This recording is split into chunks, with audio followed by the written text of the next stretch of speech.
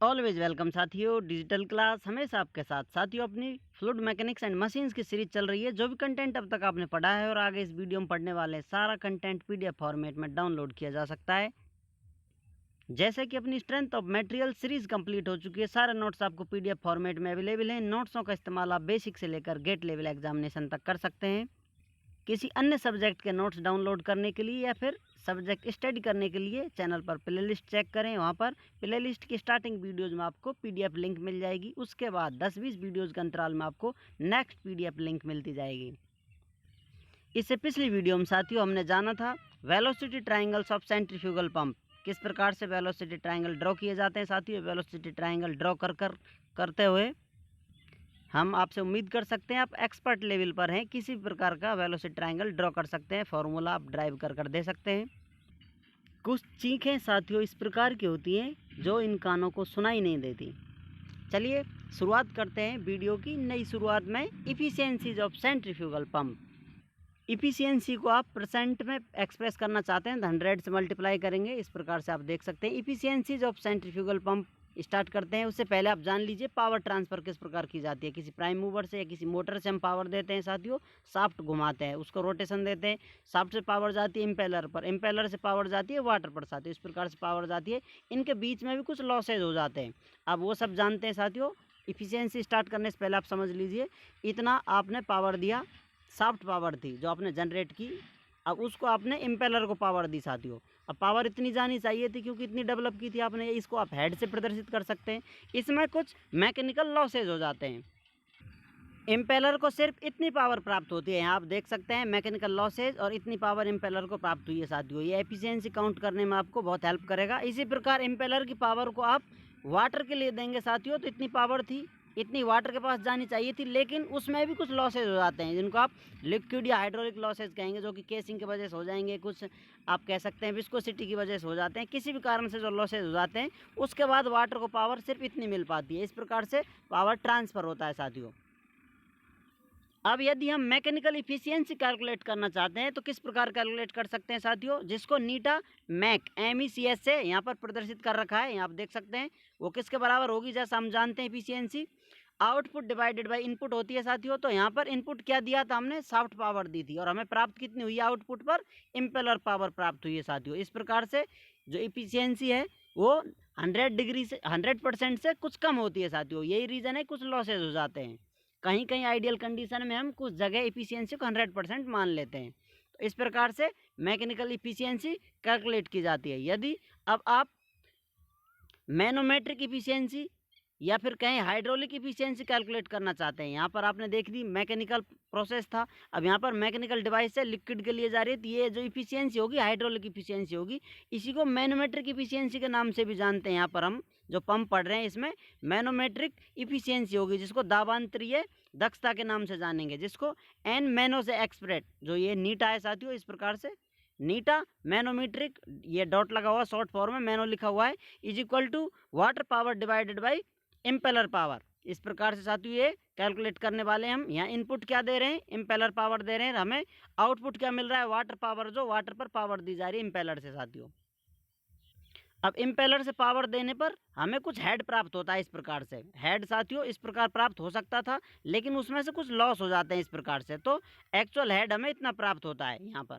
अब इस लॉसेज को ना काउंट किया जाए तो इतना हेड हमें प्राप्त हो जाता है साथियों। यही मैनोमेट्रिक हेड होता है। इसमें से लॉस कैलकुलेट किए जाएंगे तो इतना हो जाएगा। या फिर आप कहें इतना हेड प्राप्त हो सकता था और इतना प्राप्त हुआ है, तो हमने साथियों इनपुट कितना दिया था, इनपुट दिया था जो शाफ्ट पावर है, इस प्रकार से जो देती है हमें पावर प्रोड्यूस किया था, हमने फॉर्मूला देखा था। ये इनपुट दिया था और आउटपुट क्या है, मैनोमेट्रिक हेड प्राप्त हुआ है। ये हेड हमने दिया था जो नीचे पावर है साथियों। ये हेड अवेलेबल हेड है जो क्रिएट किया गया है, इम्पेलर के द्वारा पावर दी गई, उसके द्वारा हेड क्रिएट होता है। लेकिन कुछ लॉसेज की वजह से हमें कितना हेड प्राप्त होता है, मैनोमेट्रिक हेड प्राप्त होता है। यहाँ आप देख सकते हैं इतना हो सकता था, इतना हेड हमें प्राप्त होता है। तो इस प्रकार से ये मैनोमेट्रिक इफिशियंसी, इसी को हाइड्रोलिक इफिशियंसी के नाम से भी जानते हैं। पावर का फॉर्मूला आप देख सकते हैं यहाँ पर, जो पावर दी गई थी पर यूनिट वेट के लिए, तो चलिए साथियों ओवरऑल इफिशियंसी कैलकुलेट कर लेते हैं। जैसा कि हम पहले भी पढ़ चुके हैं और यहाँ पर भी ओवरऑल इफिशियंसी कैलकुलेट कर रहे हैं। यहाँ पर हमने वॉल्यूमेट्रिक इफिशियंसी कैलकुलेट नहीं किया, यदि करते हैं तो उसको भी इस प्रकार मल्टीप्लाई कर लेते हैं, ओवरऑल इफिशियंसी इस प्रकार हमें प्राप्त हो जाती। ओवरऑल इफिशियंसी के लिए क्या होगा साथियों, जो पावर हमने दी है वाटर तक, वाटर हेड जो हमें प्राप्त हुआ है वहाँ तक ओवरऑल इफिशियंसी हो जाएगी अपनी। सभी को एक साथ कैलकुलेट किया जा रहा है। यहाँ आप देख सकते हैं यहाँ से पावर दी थी, यहाँ तक जो लॉसेज हुए हैं उनको कंसिडर किया जाएगा, तो इस प्रकार से ओवरऑल इफिशियंसी हो जाएगी। अब तक इसके बीच में और इसके बीच में हम इफिशियंसी पढ़ रहे थे ओवरऑल के लिए, इसके बीच में अभी इफिशियंसी हम कैलकुलेट कर रहे हैं। तो output divided by input, output क्या हुआ है, water power divided by soft power, या आप कह सकते हैं ओवरऑल इफिशियंसी को नीटा मैनो इंटू नीटा मैक इंटू नीटा वॉल्यूमेट्रिक इफिशियंसी है। इन तीनों का मल्टीप्लाई करेंगे तो आपको ओवरऑल इफिशियंसी, जिसको नीटा ओ से एक्सप्रेस कर रखा है, यहाँ आप देख सकते हैं ओवरऑल इफिशियंसी इस प्रकार प्राप्त हो जाती है। जब हम वॉल्यूम को कंसीडर करते हुए चलते हैं तो वॉल्यूमेट्रिक इफिशियंसी निकालते हैं। ये भी सीरीज में पिछली वीडियो में हमने निकाल रखी है, आप चाहें तो वहाँ जाकर देख सकते हैं। अब मैनोमेट्रिक हेड जान लेते हैं साथियों। मैनोमेट्रिक हेड क्या होता है, जैसा आपको बताया गया है जितनी पावर दी जा रही है उससे हेड प्राप्त होता है। उस जितना हो सकता था उसमें से कितना हमें प्राप्त हुआ है। क्यों होता है साथियों, क्योंकि लॉस हो जाते हैं। इस प्रकार से ये पावर है, इससे हेड हमें प्राप्त हो जाता है। इसमें से कुछ लॉस होंगे, इनको निकाल दिया जाएगा तो इससे हमें मैनोमेट्रिक हेड प्राप्त हो जाता है। तो इस प्रकार मैनोमेट्रिक हेड को एच एम से आप एक्सप्रेस कर सकते हैं।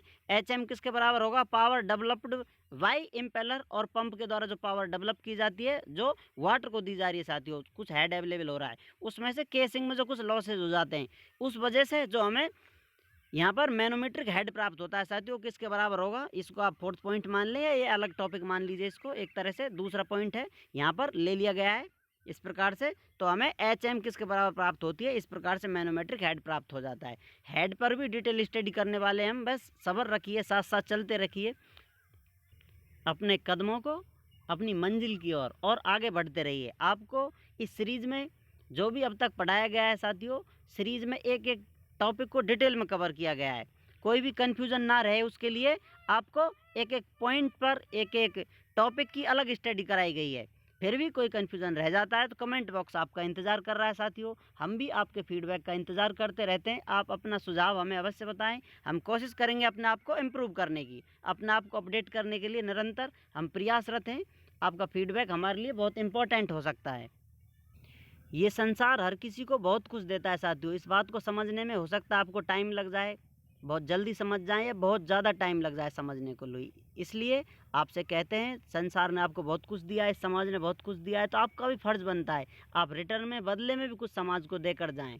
यहाँ पर हर एक आदमी मुसाफिर है, कुछ घूमते हुए जाएगा, कहीं से निकलते हुए जाएगा, क्या क्या कर कर जा रहा है, क्या समाज को देकर जा रहा है, ये उसके संस्कारों पर डिपेंड करता है और उसकी खुद की जो नेचर है उस पर डिपेंड करता है। अब तक उसने क्या सीखा है और क्या सिखा कर जाएगा, वो कुछ क्या लेकर आया था, क्या लेकर जाएगा, वो वाला फार्मूला है। आपने क्या यहाँ पर लिया है और क्या आप समाज को देकर जा रहे हैं। आपका फ़र्ज़ बनता है, आपकी जिम्मेदारी होती है, आप भी समाज को कुछ अपना बेहतर लौटा कर जाएँ, क्योंकि समाज कोशिश करता है हर किसी को बेहतर देने की। आपको ऐसा लग सकता है कि हर किसी को शायद दिया जाए या नहीं दिया जाए, इसको किस लेवल पर मापा जाए ये एक अलग टॉपिक हो सकता है, लेकिन फिर भी यदि आप में क्षमता है तो संसार आपको बाएं खोलकर स्वागत करते हुए हर चीज़ देने की पूरी कोशिश करता है। ये नेचर इसी रूल पर चलता है, आप अपना सर्वश्रेष्ठ दीजिए, आपके पास सर्वश्रेष्ठ लौट कर आएगा। ऊपर वाले से प्रार्थना करते हैं साथियों, आपके द्वारा की गई जो मेहनत है आपको फल दे आपके जीवन में। मेहनत अवश्य ही तरक्की की राह खोलने में बहुत बड़ा रोल होता है साथियों। बिना मेहनत के यहाँ कुछ पाना बाई लक बहुत कम चांस होते हैं। जो कुछ जीवन में बड़ा करते हैं वो लक के भरोसे नहीं चलते हैं, अपनी काबिलियत के दम पर, अपनी मेहनत के दम पर कुछ संसार को नया करके दिखाते हैं या फिर संसार को ही बदल देते हैं। जल्दी अपनी ये सीरीज़ कंप्लीट हो जाएगी साथियों। सोचा इसलिए कुछ दो चार बातें आपको सुना दी जाएं या कुछ सुन लिया जाए। आप क्या फीडबैक देते हैं, किस प्रकार से इन बातों को लेते हैं। शायद आप ऑनलाइन नहीं हैं, अवेलेबल नहीं हैं, लेकिन कमेंट आपके हमें इस टाइम से जोड़े रखेंगे। मेरी आज कही बातें पता नहीं आपके कानों में पहुंचने में कितना टाइम ले ले, और फिर आपकी कही बातें मेरे कानों में भी पहुंचें या ना पहुंच पाएँ, लेकिन डिजिटल क्लास टीम की वेल विशेज़ हमेशा आपके साथ रहेंगी। ज़िंदगी हमेशा जिंदा दिली से जीते रहिए। जय हिंद, वंदे मातरम।